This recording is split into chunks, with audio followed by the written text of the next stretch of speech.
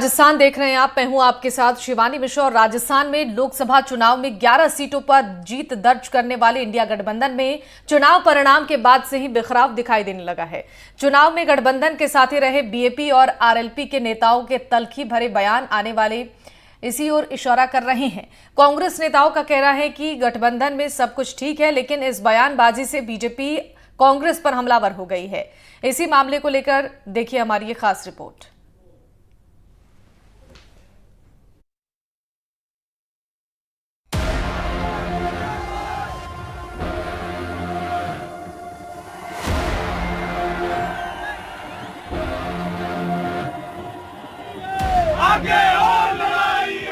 लोकसभा चुनाव में राजस्थान में इंडिया गठबंधन को मिली 11 सीटों पर जीत का जश्न अभी थमा ही नहीं कि गठबंधन में बिखराव की खबरें सामने आने लगी हैं। इसकी वजह इंडिया गठबंधन की बैठकों में राजस्थान के दो नेताओं हनुमान बेनीवाल और राजकुमार रोत को नहीं बुलाया जाना है। इंडिया गठबंधन की बैठकों में अनदेखी से नाराज आरएलपी के प्रमुख और नागौर से सांसद हनुमान बेनीवाल ने कांग्रेस नेताओं के खिलाफ मोर्चा खोल दिया है, जबकि बीएपी के सांसद राजकुमार रोत ने इंडिया गठबंधन में होने की बात से इनकार किया है। हनुमान बेनीवाल ने कहा कि लोकसभा चुनाव में कांग्रेस गठबंधन को 11 सीटें दिलाने में उनका बड़ा योगदान है, लेकिन इसके बावजूद इंडिया गठबंधन की 2 बैठकों में उनको नजरअंदाज किया गया है, जो कांग्रेस नेताओं की मानसिकता को दर्शाता है। अगर कांग्रेस में इतना ही दम होता तो 2 लोकसभा चुनाव में एक भी सीट क्यों नहीं मिली थी। गठबंधन में रहने के सवाल पर हनुमान बेनीवाल ने कहा कि फिलहाल इंडिया गठबंधन के साथ हूँ, लेकिन भविष्य किसने देखा है। कि इंडिया अलायंस के अंदर जिस तरह ये लोग चूक की, इन्होंने कल सॉरी फील किया कल शाम को कि हमसे भूल हो गई, एहसास दिलाना जरूरी था। एहसास दिलाना जरूरी था। अब आपके मन में कोई मलाल तो नहीं है इंडिया गठबंधन? मेरे मन में बिल्कुल मलाल नहीं है। इंडिया गठबंधन की जो भी अगली बैठक होगी, अगर मुझे उसमें आमंत्रित करेंगे तो मैं जरूर जाऊंगा, और आमंत्रित नहीं करेंगे तो नहीं जाऊंगा। लेकिन बीजेपी और एनडीए के खिलाफ मैं लड़ूंगा वहां जाके, अंदर ये तय है लोकसभा।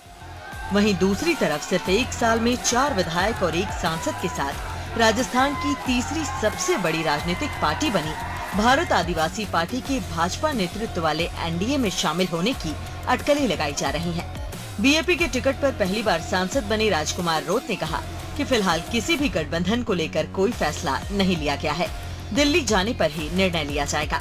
हालांकि राजकुमार रोत एनडीए के साथ जाने की बात से भी इनकार कर रहे हैं।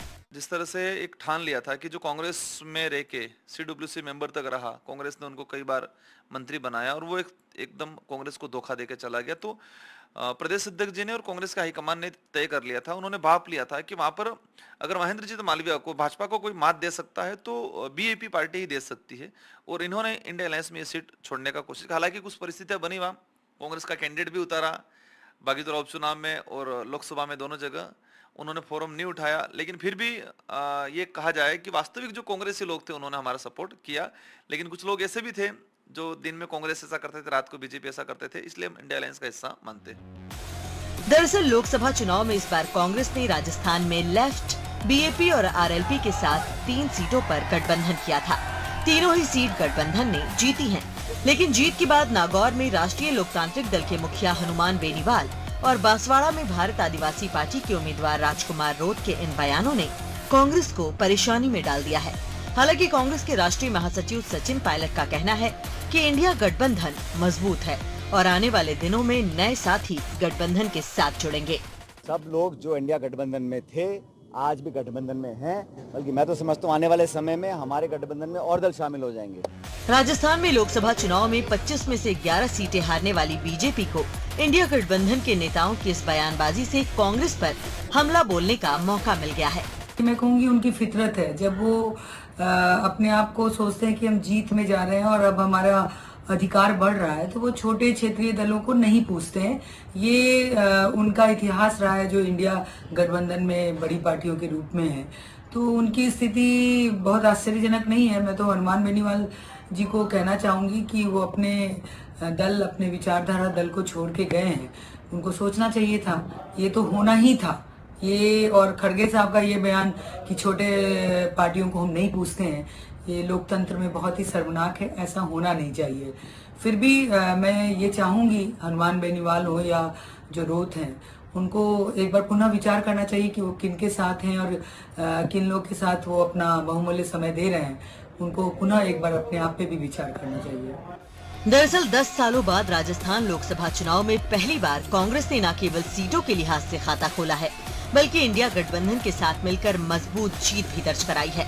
ऐसे में अगर गठबंधन में नाराजगी की खबरें आने लगी हैं, तो ये कांग्रेस की सियासत के लिए अच्छे संकेत नहीं है। इससे न केवल गठबंधन कमजोर होगा, बल्कि इसका असर आने वाले उपचुनाव के साथ साथ अन्य चुनावों पर भी पड़ सकता है। एनडीटीवी के लिए जयपुर से सुशांत पारिक की रिपोर्ट।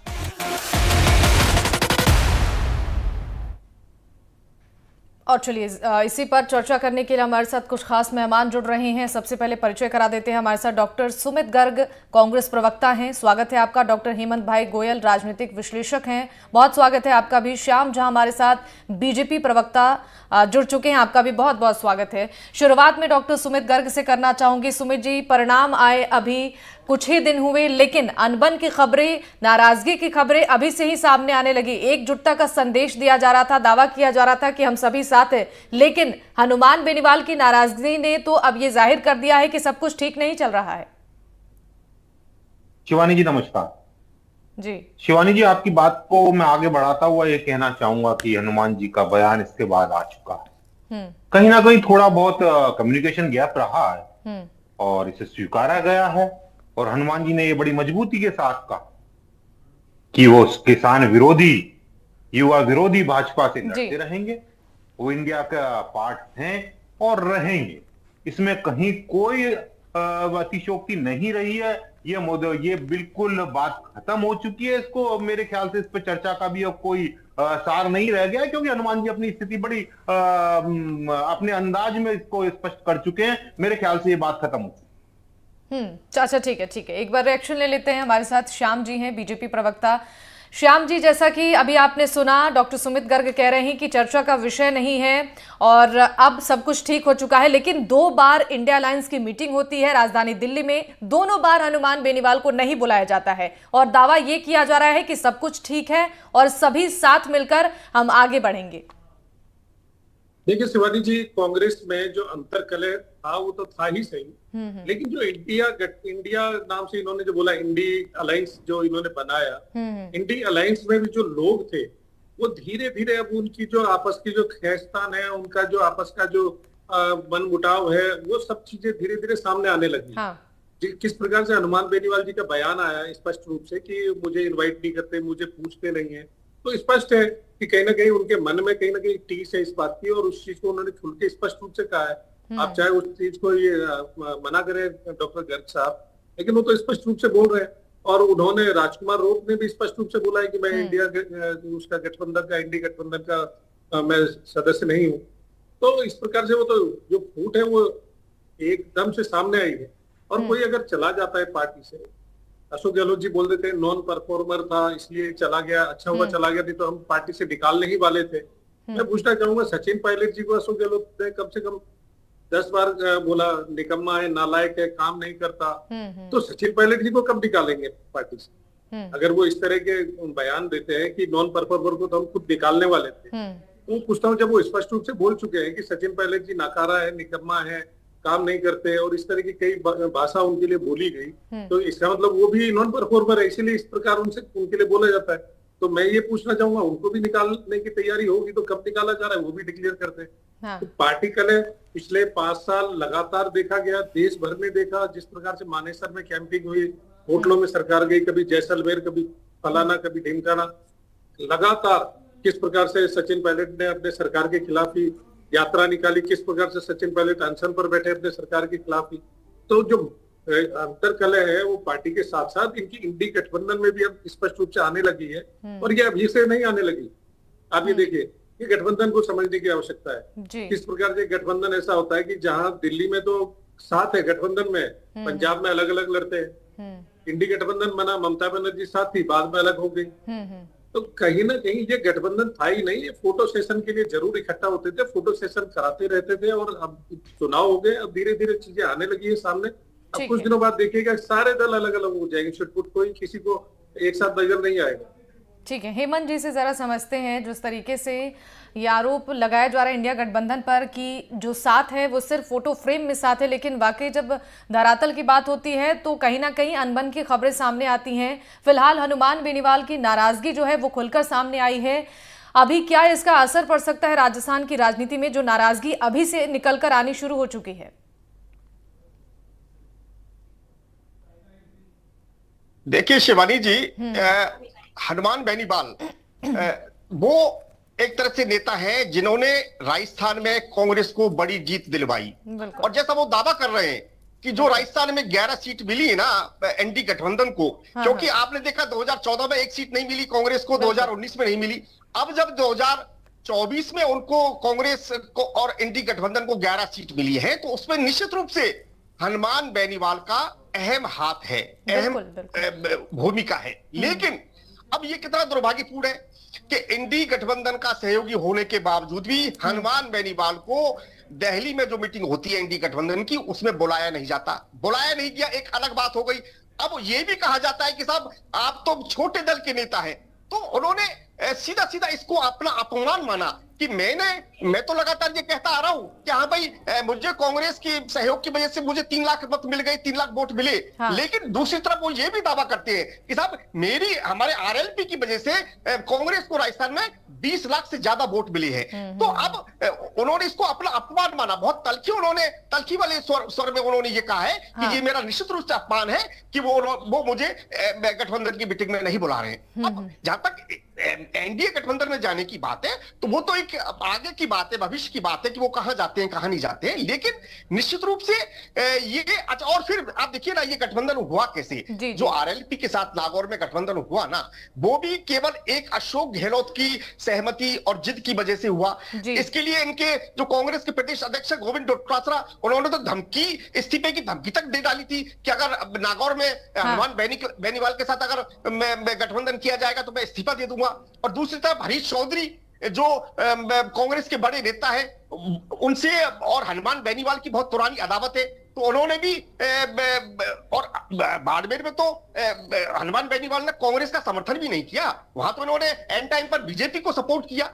तो जिस तरह की ये सारी चीजें इनकी आई, क्योंकि ये फूट तो चुनावों से पहले ही सामने आ गई थी ना जी। एक तरफ तो वो नागौर में गठबंधन कर रहे हैं कांग्रेस के साथ, और दूसरी तरफ बाड़मेर में वो बीजेपी को सपोर्ट कर रहे हैं, क्योंकि जो उम्मीदवार कांग्रेस प्रत्याशी थे वो आरएलपी के ही नेता थे, आरएलपी के बहुत बड़े नेता थे। उनको हरीश चौधरी कांग्रेस में ज्वाइन करवा गई, तो इस बात को लेकर हरीश चौधरी में और आरएलपी नेता हनुमान बेनीवाल में नाराजगी थी। और हनुमान बेनीवाल ने तो चुनावों के टाइम भी ये आरोप लगाया था कि कांग्रेस के नेता मुझे हराना चाह रहे हैं, कांग्रेस के तमाम नेता घरों में बैठे या फिर भीतर घात का काम कर रहे हैं। तो ये तो इनका मतभेद, मनभेद और जितनी भी बातें हैं चुनावों के टाइम ही आ चुकी थी। अब हनुमान बेनीवाल के सामने कोई और रास्ता है नहीं, क्योंकि मुझे नहीं लगता, क्योंकि जिस तरह का हनुमान बेनीवाल की राजनीति का मिजाज है ना, वो कभी एनडीए में कभी कांग्रेस के साथ, क्योंकि देखिए ना जिस अशोक गहलोत को वो पानी पी पी कर कोसते थे,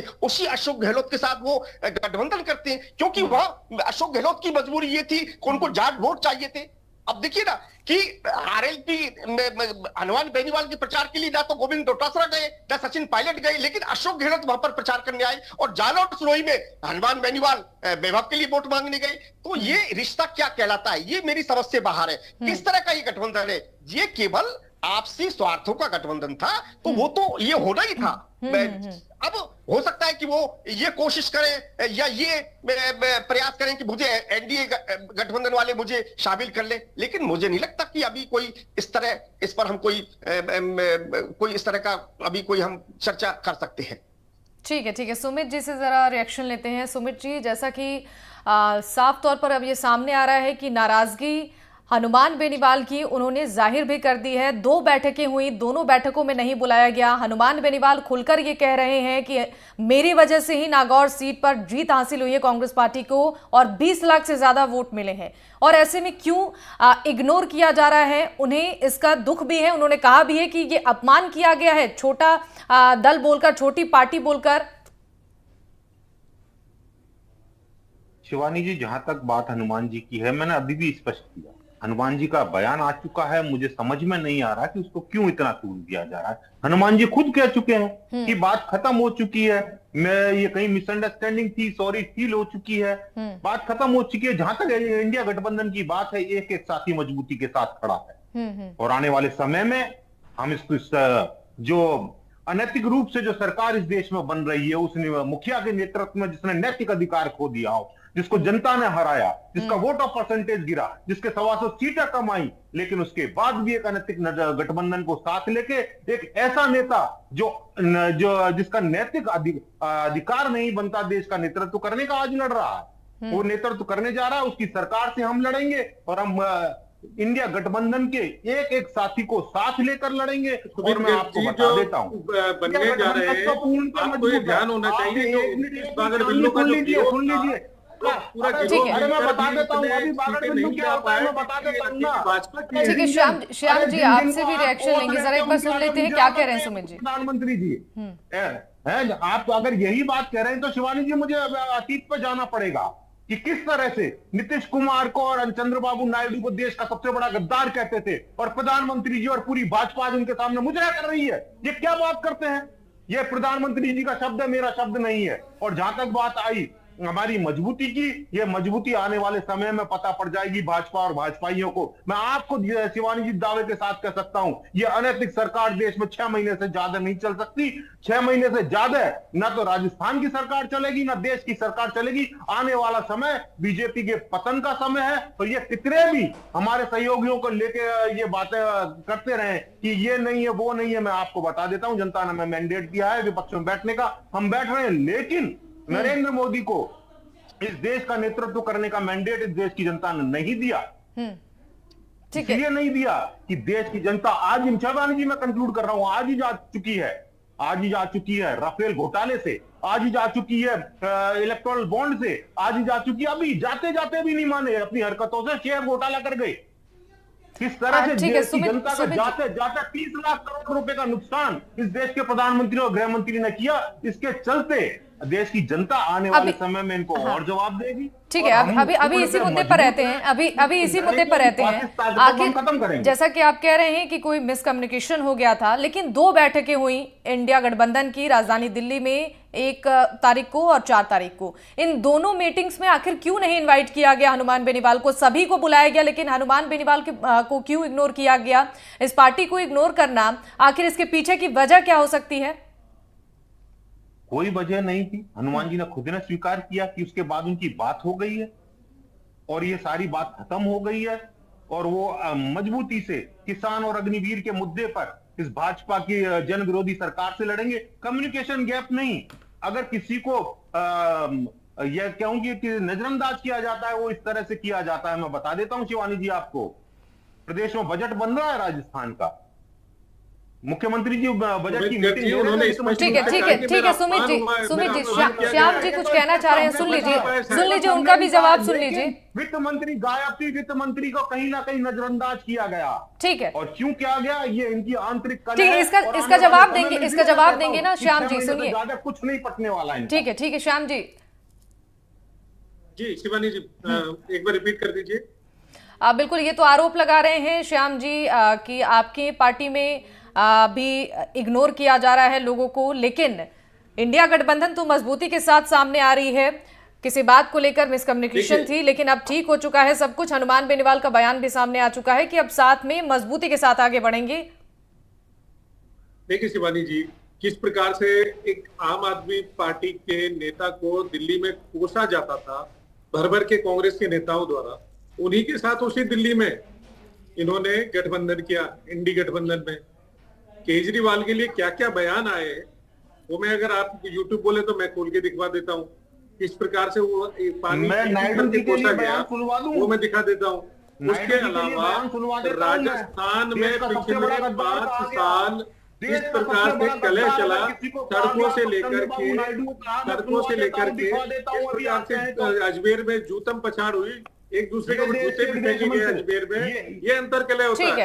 इस प्रकार से पूरे देश में देखा, मानेसर में जिस प्रकार से वहां पर जाकर के कैंपिंग की गई पार्टी के नेताओं के द्वारा, वो पूरे देश में देखा। तो अंतर कलह ये होता है, किस प्रकार से अपनी पार्टी के खिलाफ पार्टी के पूर्व अध्यक्ष, उसी पार्टी के पूर्व अध्यक्ष किस प्रकार से पद यात्रा निकालते हैं अजमेर से लेकर के जयपुर तक, वो होता है अंतर कलह।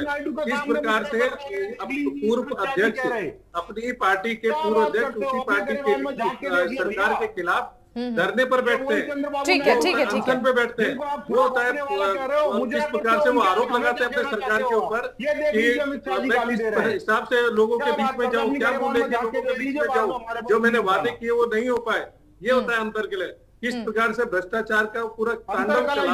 अरे सुन तो लीजिए सुमित जी, सुन तो लीजिए, सुन तो लीजिए। योजना का हजारों करोड़ का घोटाला किस प्रकार से हुआ, वो देखने वाली बात है जनता के लिए। किस प्रकार से झूठा वादा करके वो 20,000 किसानों की जमीन नीलाम करवा दी कांग्रेस पार्टी ने, वो होता है अंतर के लिए। आप ये मान के चले शिवानी जी, ये जो गठबंधन है वो पहले से ही टूटने लग गया था। जिस प्रकार से ममता बनर्जी ने तुरंत पल्ला झाड़ लिया था, पहले साथ थे, उसके बाद देखिए आप कितनी चतुराई से आम आदमी पार्टी के केजरीवाल जी ने दिल्ली में तो गठबंधन और पंजाब में बोला हम अलग, तो किस सफाई से इस गठबंधन की जो धीरे धीरे परत दर परत उतरने लगी है वो स्पष्ट हो गया।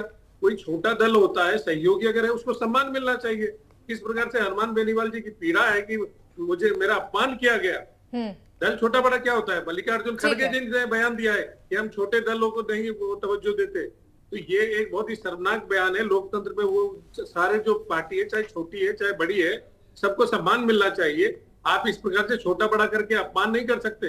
केवल और केवल राहुल गांधी जी के क्योंकि परिवार विशेष के वो सदस्य हैं, इसलिए केवल उन्हीं का सम्मान, बाकी किसान के बेटे का अपमान करेंगे क्योंकि छोटी पार्टी के वो चुन के आए, सांसद रहे, पिछली बार भी रहे, अभी भी सांसद है, उससे पहले भी रहे। आप इस तरह से अपमान नहीं करना चाहिए। ठीक है, माफी मांगनी चाहिए। शर्मिंदा करने वाली बात है ये। ठीक है, ठीक है, ठीक है। हेमंत जी के पास चलते हैं, उसके बाद मैं आऊंगी आपके पास डॉक्टर सुमित गर्ग। हेमंत जी, जैसा कि दोनों ही पार्टियां ये दावा कर रही हैं कि गठबंधन में सब कुछ ठीक चल रहा है, फिलहाल हम कांग्रेस पार्टी की बात कर रहे हैं कि आखिर जीत का जश्न अभी खत्म नहीं हुआ, 11 सीटों पर जीत हासिल हुई, इसका जश्न अभी मन ही रहा है। लेकिन इस बीच अब जिस तरीके से सुर निकलकर सामने आ रहे हैं, बगावत के, नाराजगी खुलकर सामने आ रही है, किस तरीके से इसे समझा जाए? देखिए शिवानी जी, हमारे कांग्रेस के मित्र सुमित जी कह रहे हैं कि सब कुछ ठीक हो गया, उनका बयान आ गया। मीडिया में तो अभी कोई हनुमान बेनीवाल का इस तरह का बयान आया नहीं है कि भाई अब सब कुछ ठीक है। उन्होंने तो अभी तो आज तो उन्होंने तल्खी जताई है और बहुत एक्सट्रीमली तल्खी जताई है। और एक और जो इनके दूसरे जो गठबंधन के साथी राजकुमार रोत, आज सुबह तो वो अशोक गहलोत को मिठाई में खिलाने पहुंचे और शाम को डॉक्टर किरोड़ी लाल के साथ वो उनको मिठाई खिलाने उनके आवास पर पहुंचे हैं और वो कह रहे हैं कि मैं एंटी गठबंधन का पार्ट नहीं हूं। तो ये तमाम बातें सामने आ रही हैं।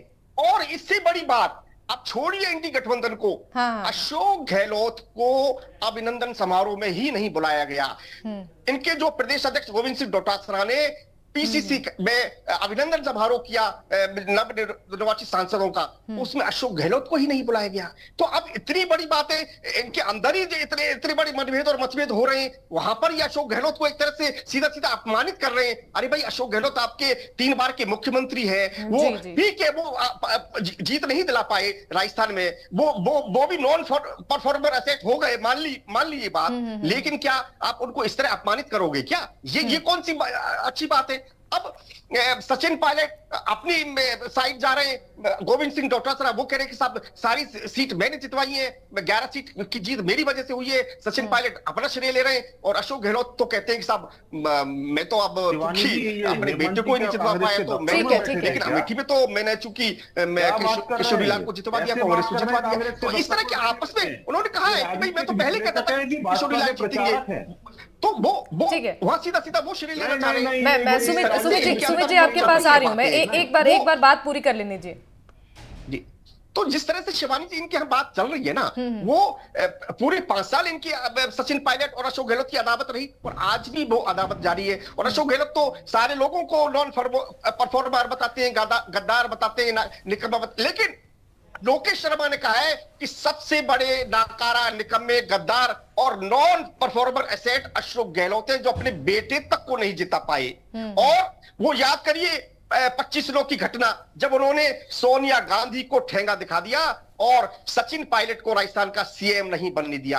तो ये, और इस पार्टी को तोड़ने वाले कौन है? अशोक गहलोत 1 साल के लिए अगर मुख्यमंत्री पद छोड़ देते और वो राष्ट्रीय अध्यक्ष बन जाते ना, तो आज कांग्रेस की हालत खुद कुछ अलग होती। मेरे ख्याल से सुमित गर्ग इस बात से सहमत रहेंगे कि अगर अशोक गहलोत राष्ट्रीय अध्यक्ष होते तो निश्चित रूप से कांग्रेस एक अलग ठीक है। एक बार सुमित जी से जानते, वो काफी समय से कुछ बोलना भी चाह रहे थे। शिवानी जी, मेरा कंसर्न आपसे, हाँ जी बताइए, कि राजनीतिक विश्लेषक के रूप में जब किसी को बुलाया जाए तो ये तय कर लिया जाए कि वाकई में वो राजनीतिक विश्लेषक है, ना कि मुझे यही दिक्कत है शिवानी जी, कांग्रेस के लोगों की यही दिक्कत है जी। अब ईवीएम पर अंगुली नहीं उठा रहे, जब इनकी सीटें आ गई, हेमंत जी समय थोड़ा कम है।